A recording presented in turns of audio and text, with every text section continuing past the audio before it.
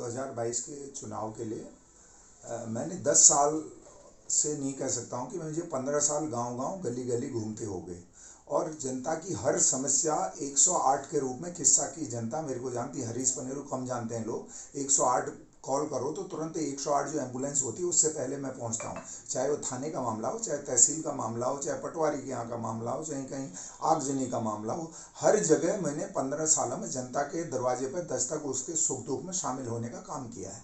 और मुझे ऐसा लगता है कि भारतीय जनता पार्टी के जो वहाँ के विधायक हैं उन्होंने 5 साल ये वाला कार्यकाल, 4 साल ये वाला और 5 साल पिछले वाला जो कार्यकाल है उसमें क्षेत्र की जनता के लिए कोई ऐसा काम नहीं किया। जैसे नौजवानों को रोजगार देने का उन्होंने एक वादा किया था कि किच्चा को हम हब बनाएंगे, रोजगार का क्षेत्र बनाएंगे, तो किसी नौजवान को रोजगार नहीं मिला। किच्चा में जो हमारा सरकारी हॉस्पिटल है उसकी दशा बहुत दयनीय है। उसको लेकर मैंने पिछले 3-3.5 साल पहले 20 दिन आंदोलन चलाया। तब उसमें एक सर्जन और एक महिला डॉक्टर आई तो उसको 100 बेड बनाने की मुख्यमंत्री जी की घोषणा थी, वो आज तक असली जामा नहीं पहन पाई। किच्चा में एसडीएम कार्यालय का आता पता नहीं है। किच्चा के रोडवेज की हालत जो है, जिसको लेकर मुझे जेल भी जाना पड़ा था इस भारतीय जनता पार्टी की सरकार में, उस जमीन को आज भी खुर्द-बुर्द करने का प्रयास कुछ लोग लगे हुए हैं।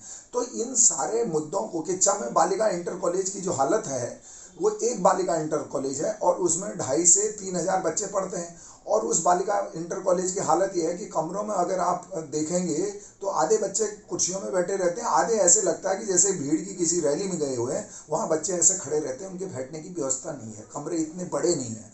तो ये जो ज़मीनी मुद्दे हैं, जो हमारा इंफ्रास्ट्रक्चर जिससे प्रभावित होता है, जिससे हमारे बच्चों को शिक्षा मिले, हम एक इंटर कॉलेज वहाँ अलग से नहीं दे पाए जनसंख्या के आधार पर कि एक इंटर कॉलेज अलग हो जाए।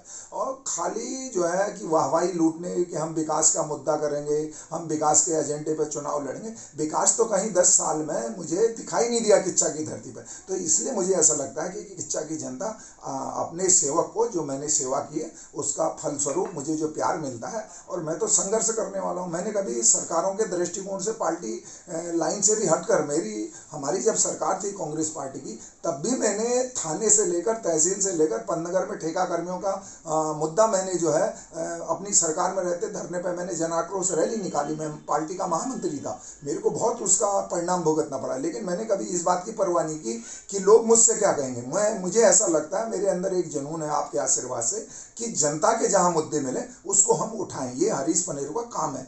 आज पंतनगर विश्वविद्यालय जो एशिया की सबसे टॉप यूनिवर्सिटी मानी जाती है, उसकी हालत इतनी दयनीय है कि वहाँ के मैं डीन और जो प्रोफेसर्स हैं उनसे बात करता हूँ तो वो कहते हैं कंप्यूटर की स्याही के लिए हमारे पास पैसे नहीं।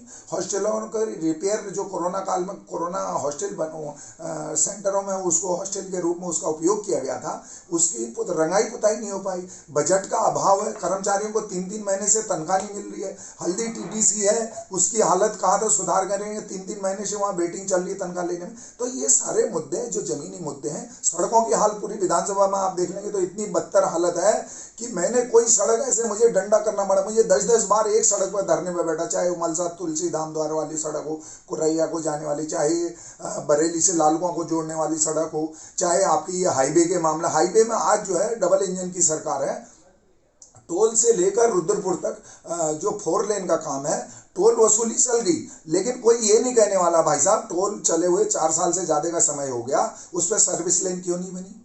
सर्विस लेन आज तक नहीं बनी। नाला निर्माण कहीं नहीं हुआ लालपुर से लेकर किच्चा तक। तो ये सारे समस्याओं को लेकर निश्चित रूप से जनता जानती है कि हरीश पनेरू एक सच्चा सेवक है। मैं अपने मुंह से अपनी बड़ाई नहीं कर रहा हूँ, लेकिन आप जानते हैं कि मेरा जीवन जनता के लिए 24 घंटे समर्पित रहता है और मेरा मोबाइल 24 घंटे खुला रहता है। इसी के आधार पर मैं 2022 की चुनावी, आप सबका आशीर्वाद और पार्टी आदेश देगी तो निश्चित रूप से मुझे ऐसा लगता है कि पार्टी की झोली में हम इस सीट को डालेंगे किच्चा विधानसभा।